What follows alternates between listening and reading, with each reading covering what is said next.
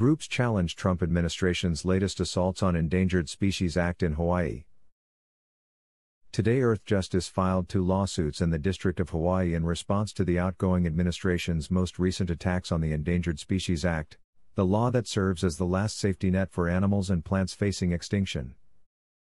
Toward the end of last month, the Trump administration issued 2 new regulations that strip vital protections from federal lands and other areas that the best available science indicates are necessary for the conservation of threatened and endangered species. The first case challenges the Trump administration's cramped interpretation of habitat, which reverses nearly half a century of protections for habitat that needs restoration to meet species needs, as well as areas that species will need in the future as refuges to survive dramatic changes to the world's climate.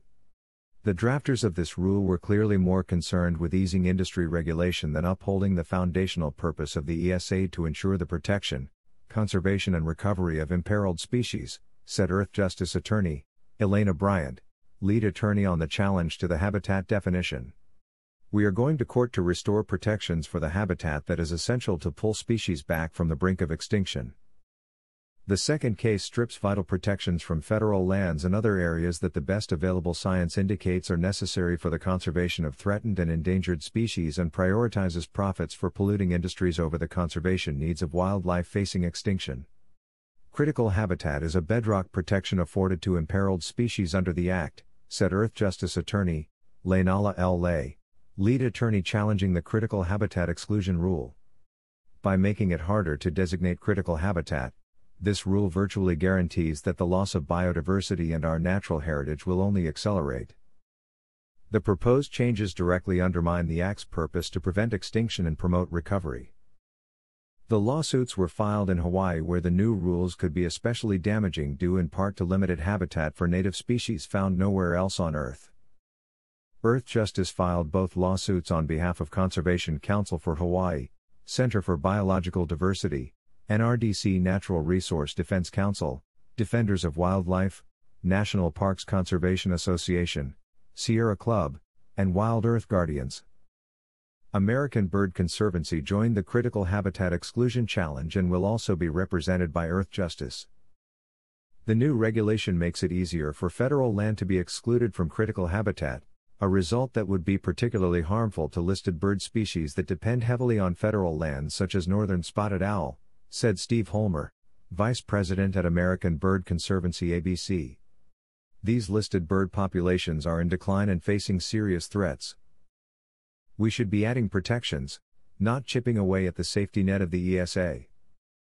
By requiring the U.S. Fish and Wildlife Service to listen to industry rather than science when designating critical habitat, the Trump administration's new rule is an absolute disaster for endangered species and the places they live, said Noah Greenwald, Endangered Species Director for the Center for Biological Diversity. The Endangered Species Act was enacted to stop extinction, not facilitate it, and we expect the court to strike down this industry giveaway. Threatened and endangered national park species require more than just park lands for their survival and recovery, said Bart Melton, Wildlife Program Director for the National Parks Conservation Association. These regulations make it harder to protect vital areas outside of parks for wildlife and prioritize short-term profit over America's conservation future.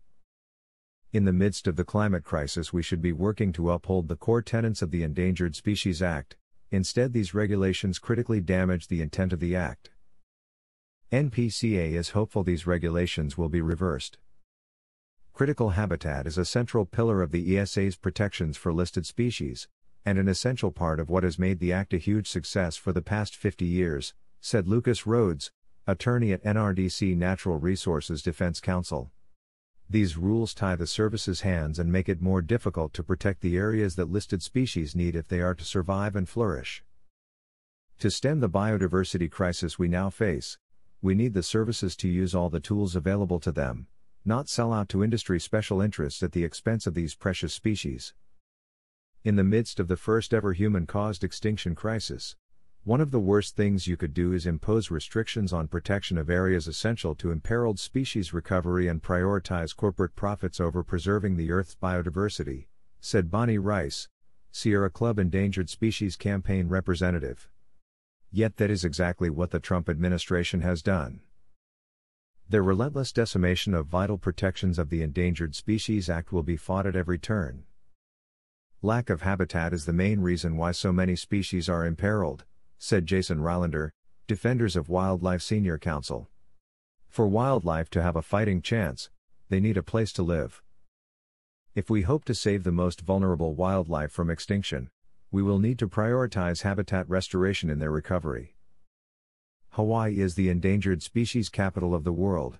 Our small island home has over 30% of the nation's listed plant and animal species, said Moana Bjur, Executive Director of Conservation Council for Hawaii. For us, protecting endangered species and ecosystems is necessary not only to ensure biodiversity and climate resiliency, but also to honor our history and cultural heritage as a place. Designation of critical habitat is a crucial piece of the recovery process for species who have received ESA listing status, said Lindsay Laris, Wildlife Program Director at Wild Earth Guardians. This new rule shrinks the areas even eligible to be designated as critical habitat for numerous species, making an endangered or threatened species struggle to truly recover and thrive all the more precarious in our ever-changing and developing world.